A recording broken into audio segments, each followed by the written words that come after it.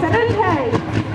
Omalta kylältä Ville-Matti Vuoleen. Villellä valuu yleensä jännä pissaa lahkeesta, mutta ei aina se haittaa. Kierrokset ylös!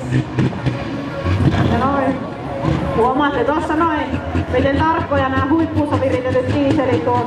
Ne polttaa tossa tulta putkessa, jos ne on sitä mieltä, että vielä ei ole oikein kierrokset lähtee liikkeelle.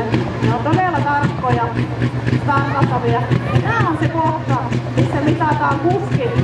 Kuka on kuskeista paras. Startti on se kaikista tärkein juttu. Vihreältä lipulta on 3 minuuttia aikaa ottaa startti, joten Ville maltillisesti pikkuhiljaa nostattelee noita Sigma Powerin kierroksia.